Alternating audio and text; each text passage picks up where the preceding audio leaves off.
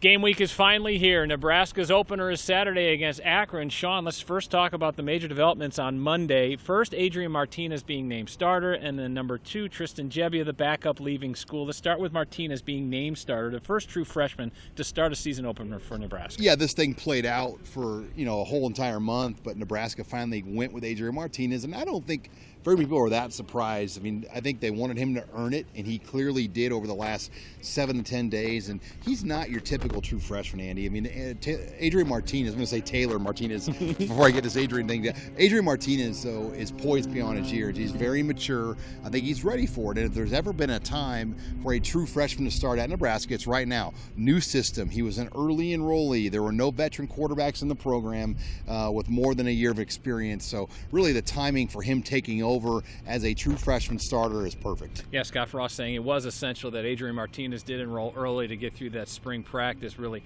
helping him win that starting job. On the flip side, Tristan Gebbia has decided to leave Nebraska. Yeah, this is a tough thing to hear because I always felt they needed both these guys, but obviously Tristan Gebbia had other plans in mind, kind of expectations of what he wanted for his college career, and he's probably looking at look, if Martinez does well this year, I wait around, then I leave another year, I'm going to essentially lose 2 years. And he's invested a lot of money and time into being a big-time college quarterback. You wish him well.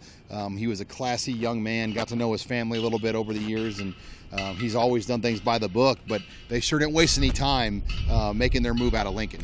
And now it puts Nebraska in a very perilous position at quarterback. Behind Adrian Martinez, you've got 2 options, correct? I don't know if there's ever been a more dire situation at quarterback to start a season at Nebraska than what they would face right now. Adrian Martinez, true freshman, you're optimistic that he's the guy, and you're optimistic that Scott Frost, the quarterback whisperer he's become, is going to get this guy ready.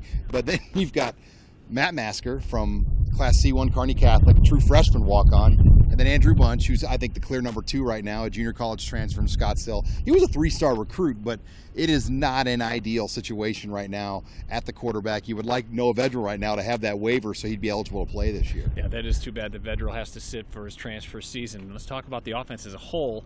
On Monday, everybody kept talking tempo. How fast can this offense go?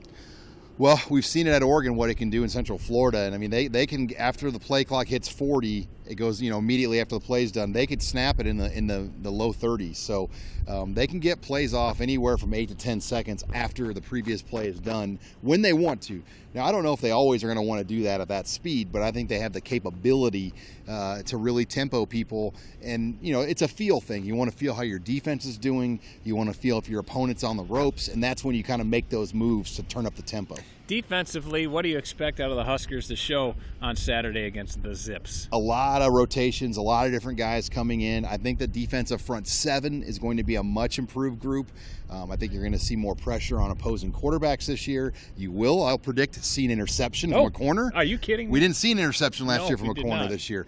Last year. So I think you'll see more turnovers and just a more aggressive edge, because Eric Schnander believes if you're aggressive as a defense here at Nebraska, give Scott Frost another chance with the ball in his hands, you're going to win a lot of games.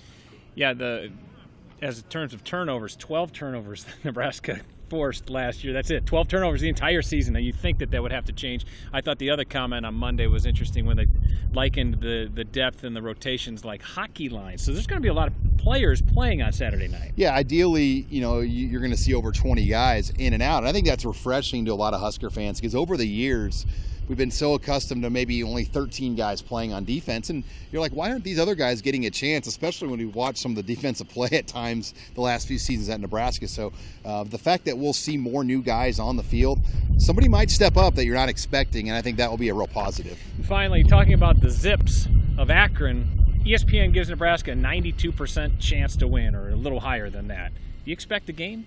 Well, yeah, Terry Bowden, one thing about him is that he's going to bring – I envision him as a guy that gets transfers and a lot of guys into his program year in and year out. So they will have some material. I mean, he's going to get some kind of kickback type guys every year there that play. They played for the MAC title last year. By the way, Nebraska lost to a MAC team in Northern Illinois. But with that said, I think this is a good matchup.